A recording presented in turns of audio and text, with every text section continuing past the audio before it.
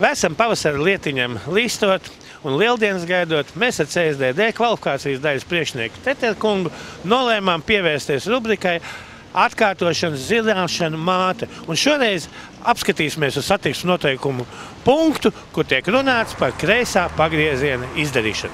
Kreisais pagrieziens pamatot tiek uzskatīts par otro bīstamāko manevru pēc apdzīšanas, jo tiešām šeit veidojās konflikts ar pretējos virzienos braucošiem transporta līdzekļiem, un līdz ar to arī ātrumi ir lielāki, un bieži vien šīs sekas, ja notiek negadījums, ir smagākas. Bet ja par ābeces patiesībām, par to, kas tad būtu jāievēro, veicot kreiso pagriezienu, pirmkārt, tas ir tas, kā ir jāieņem uz brauktuves attiecīgais kreisais malējais stāvoklis.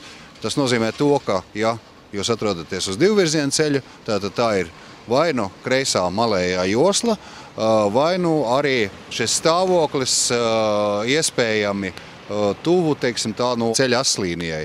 Savukārt, ja jūs atrodaties uz vienvirziena ceļa, tad tas ir kreisais malējais stāvoklis atkal, tātad šī vienvirziena ceļa kreisajā malējā pusē. Attiecībā par ceļa došanu, veicot kreiso pagriezienu, tā būtiskākā norma ir tāda, ka ir jādod ceļš pretīm braucošiem transporta līdzekļiem, tiem, kas brauc taisni vai izdara kreiso pagriezienu. Un tāpat nobeidzot šo manevru, nedrīkst aizmirst to, kā nedrīkst iebraukt brauktuves pretējā pusē.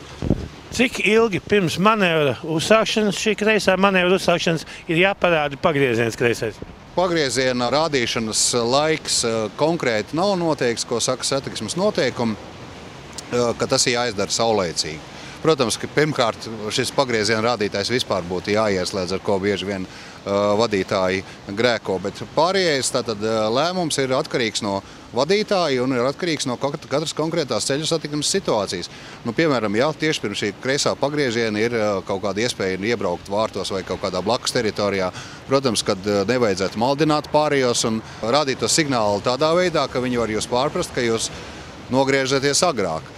Vienīgi kā 30-50 metri jau gan vajadzētu. Citādāk ir grūti gan ieraudzīt, un labāk, lai viņš tur bišķi kādu mirklīt pamirgo, nekā ieslēdz pēdējā momentā, un tev jau vairs neko nevar darīt. Man liekas, ka pagriezienu parādīšana vēl nenozīmē, ka tu tagad vari izdarīt šo pagriezienu. Vienalga ir jāpārliecinās, kas notiekās ar pārējo satiksmi, lai nav kāds aiz muguras un pretī. Jā, protams, pagrieziena parādīšana nedod nekādas priekšrocības, tas ir viennozīmīgi, ne šajā, ne arī kādos citos gadījumos.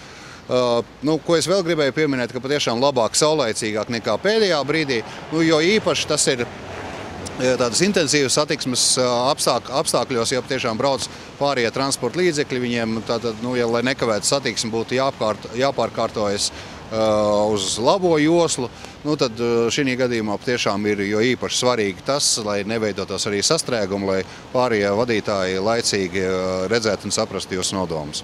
Šeit man gribētos piebilst, ka ko atgādināt ir ne tikai auto vadītājiem, bet arī ceļu projektētājiem. Daudzās civilizētās zemēs, kā Lietuvā, Somijā, pie kreisā pagrieziena izdarīšanas uz būtiskām maģistrālēm, priekš kreisā pagrieziena tiek izdalīta atsevišķu joslu uz nelielu periodu. Un tad no šīs joslas var drošāk izdarīt pagriezienu, pie kam pirms visiem šiem krustējumiem tiek samazināts ātrums parasti līdz 70 km/h.